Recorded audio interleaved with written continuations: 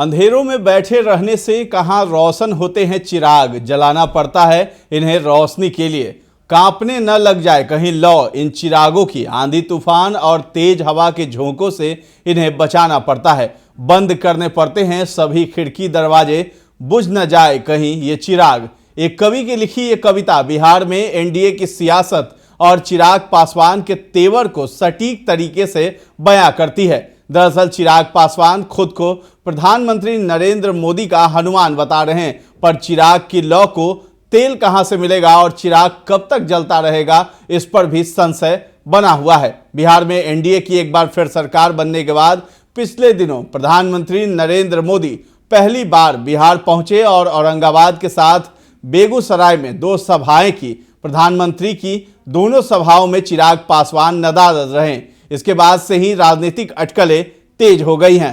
बिहार में एनडीए घटक दलों के तमाम नेता इस सभा में मौजूद रहे, पर खुद को हनुमान कहने वाले चिराग पासवान ही मौजूद नहीं थे। खास बात यह कि पीएम के कार्यक्रम में चिराग पासवान के चाचा और केंद्रीय मंत्री पशुपति कुमार पारस और प्रिंस कुमार दोनों मंच पर मौजूद रहे। चिराग की पीएम की सभा में गैर मौजूदगी चिराग पासवान के भविष्य के लिए कई बातें संकेत करती हैं, जो बिहार में एनडीए की राजनीति के लिए भी सही नहीं कही जा सकती है। बिहार में एनडीए और इंडिया गठबंधन में सीट बंटवारे की तस्वीर अभी तक साफ नहीं हुई है। वहीं पटना की रैली के बाद इंडिया गठबंधन ने एक बड़ा संदेश जरूर दे दिया है। उधर बिहार में पीएम मोदी की रैली के बाद सवालों के बादल घने हो गए हैं, क्योंकि पीएम मोदी की रैली से चिराग और उपेंद्र कुशवाहा गायब थे।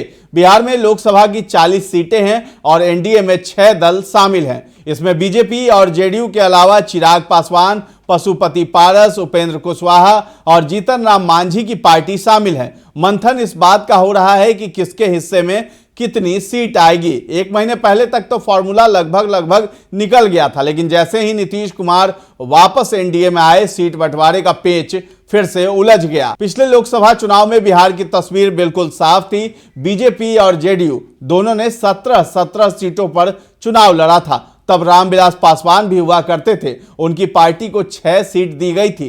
तीनों ही पार्टियों ने बेहतर प्रदर्शन किया था। 40 में से 39 सीट जीत ली थी, लेकिन अब हालात बदल गए हैं। नीतीश कुमार भी जानते हैं कि यह परेशानी बहुत बड़ी है। यही वजह रही कि औरंगाबाद के मंच से एक बड़ी बात कही। नीतीश कुमार ने कहा कि आपस में कोई भी विवाद नहीं रहना चाहिए, हर विवाद को मिलकर सुलझाना होगा। चिराग से लेकर पशुपति पारस तक मांग रहे हैं इतनी सीटें। एनडीए ने इस बार 400 से ज्यादा सीट जीतने का लक्ष्य रखा है। यह तभी संभव होगा जब बिहार में पिछली बार जैसा प्रदर्शन दिखाई देगा। पिछली बार बीजेपी ने 17 सीटें जीती थी, ऐसे में वो 17 सीटों से कम पर लड़ेगी ये मुश्किल लग रहा है। इसी तरह जेडीयू ने 16 सीट जीती थी। नीतीश भी इन्हीं 16 सीटों पर दोबारा लड़ना चाहते हैं और ऐसे में बचती हैं सिर्फ 7 सीट। अब इन 7 सीटों को 4 पार्टियों में बांटना असंभव जैसा है, क्योंकि चिराग पासवान सीधे कह चुके हैं कि वो हाजीपुर के अलावा 4 और सीट चाहते हैं। चिराग का दावा है कि वोटर अभी भी उनके साथ खड़े हैं। इसी तरह उनके चाचा पशुपति पारस हैं, जो 5 सीट पर अपने प्रत्याशी उतारना चाहते हैं। पशुपति पारस की दलील है कि एलजेपी के जो सांसद टूटकर उनके साथ खड़े हुए थे, उन्हें दोबारा मैदान में उतारना है। उपेंद्र कुशवाहा का दावा भी 3 लोकसभा सीटों पर है। 2014 में जब वो बीजेपी के साथ गठबंधन में थे, तब भी 3 सीट पर ही चुनाव लड़ा था। इसमें काराकाट, जहानाबाद और सीतामढ़ी शामिल है। हालांकि दिक्कत यह है कि इन तीनों सीट पर अभी जेडीयू के सांसद हैं और चौथे नेता हैं जीतन राम मांझी, जिनके बेटे को पहले ही मंत्री बनाया जा चुका है और अब वो गया लोकसभा सीट मांग रहे हैं। बिहार बीजेपी के प्रवक्ता कुंतल कृष्ण ने कहा है कि सीट बंटवारे में कोई देरी नहीं हो रही है। महागठबंधन में भी तो सीटों का बंटवारा नहीं हुआ है। 17 सीट पर पिछली बार हम लोग लड़े थे और 17 जीते थे। इतनी सीट तो हमारी ही हैं। जेडीयू प्रवक्ता अभिषेक झा ने कहा कि कितने सीटों पर जेडीयू लड़ेगी, इस पर अभी मैं टिप्पणी नहीं कर पाऊंगा, आला कमान बताएंगे। वैसे 16 सीट हम लोग 2019 में जीते थे, उतनी सीट हमारी तो है ही। वहीं जीतन राम मांझी ने कहा है कि जो सूची जारी हुई उसके पहले बीजेपी की बैठक हुई थी, दूसरी बैठक एनडीए की होगी, जिसमें किसको कहां कितनी सीट मिलेगी ये सब 13 मार्च के बाद बैठक में फाइनल होगा। लेकिन असली परेशानी तो चिराग पासवान और उपेंद्र कुशवाहा को लेकर है। इस सवाल का जवाब अभी तक नहीं मिला है कि औरंगाबाद में जब पीएम मोदी रैली करने पहुंचे थे तो उस मंच से ये दोनों नेता क्यों गायब थे। पीएम मोदी के मंच पर नीतीश कुमार थे, पशुपति पारस थे, मांझी थे, लेकिन चिराग और कुशवाहा नहीं थे। 2019 में जब लोकसभा चुनाव हुए थे उससे पहले तक कुशवाहा एनडीए में थे, लेकिन नीतीश से अनबन के चलते एनडीए से बाहर हो गए। इसी तरह जब 2020 में बिहार विधानसभा चुनाव हुआ तो ज्यादा सीटों की मांग पर सहमति नहीं बनी तो चिराग एनडीए से अलग हो गया और पूरे बिहार में अकेले होकर विधानसभा चुनाव लड़ा था। तो क्या इस बार भी नीतीश कुमार इसी तरह की स्क्रिप्ट तैयार कर रहे हैं? एक बड़ा सवाल है। इधर बिहार विधानसभा में नेता प्रतिपक्ष तेजस्वी यादव ने एक बार फिर केंद्र की मोदी सरकार के साथ साथ बिहार की नीतीश सरकार पर आज तीखा प्रहार किया। तेजस्वी यादव ने दो टूक अंदाज में कहा है कि 2024 के लोकसभा चुनाव में बिहार से चौंकाने वाले परिणाम सामने आएंगे। बिहार के पूर्व उप मुख्यमंत्री और राजद नेता तेजस्वी ने लोक जनशक्ति पार्टी रामविलास के प्रमुख चिराग पासवान के साथ चुनाव लड़ने के सवाल पर अपनी प्रतिक्रिया भी दी है। मीडिया से मुखातिब होते हुए उन्होंने बड़ा संकेत दिया और कहा कि इस विषय में वही ज्यादा बेहतर बता सकते हैं, इस पर टिप्पणी दे सकते हैं। तेजस्वी यादव ने कहा कि जिन्हें आना है वे आए, हम तो जहां हैं वहीं हैं, हमको तो कहीं नहीं जाना है। उधर आरजेडी प्रवक्ता एजाज अहमद ने कहा है कि इनको जिस काम के लिए रखा गया था भारतीय जनता पार्टी उनसे वो काम करवा रही थी। चूंकि अब टीम में मुख्य प्लेयर आ गया है तो कहीं ना कहीं इनको टीम से बाहर का रास्ता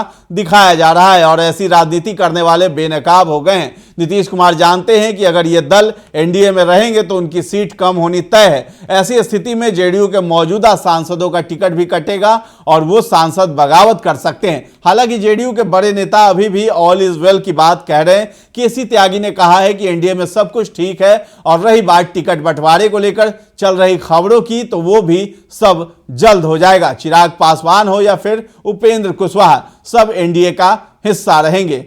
चिराग पासवान ने बीजेपी के साथ गठबंधन में रहकर पिछला लोकसभा चुनाव जमुई से जीता था।